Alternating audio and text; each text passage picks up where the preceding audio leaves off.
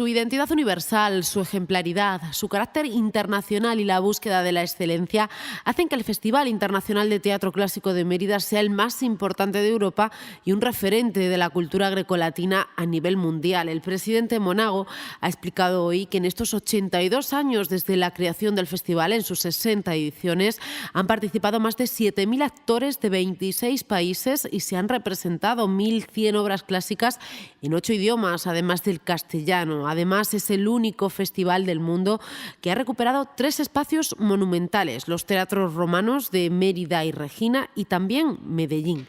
Todo ello hacen del Festival Internacional de Teatro Clásico de Mérida un buen candidato al Premio Princesa de Asturias de las Artes. Monago ha asegurado que el objetivo es ganarlo. Queremos formalizar un nuevo reto como Gobierno, y es que el Festival Internacional de Teatro Clásico sea reconocido como Premio Princesa de Asturias de las Artes y con ello homenajear a nuestra capital autonómica, a nuestra gente, al público que viene a Mérida y sobre todo seguir proyectando en España, en Europa y en el mundo la vocación cultural de Extremadura. El presidente ha pedido a los emeritenses, extremeños y a todos los amantes del teatro y de la cultura que se adhieran a la candidatura del Festival Internacional de Teatro Clásico de Mérida para este premio. Del mismo modo, Monago ha avanzado la programación de la próxima edición del festival, que mantiene el presupuesto del año pasado y que, como novedad, este año a las extensiones de este evento en Regina y Medellín se suma otra en Madrid, la primera extensión del festival fuera de la región. Un año en el que el festival va a comenzar el 1 de julio con una Medea de Vicente Molina Foix, en la que José Carlos Plaza va a dirigir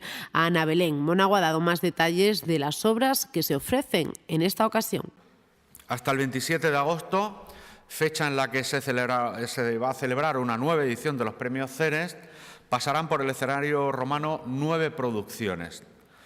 Podremos ver a un José María Pou transformado en Sócrates, el debut de Lolita en el escenario de Mérida compartiendo tablas con María Galeana y Pastora Vega bajo la dirección de Juan Echanove, que por primera vez asumirá esta función en una comedia, La Asamblea de Mujeres. En la edición número 61 también contamos con actrices de la talla de Carmen Machi, Aitana Sánchez Gijón o Natalia Hernández.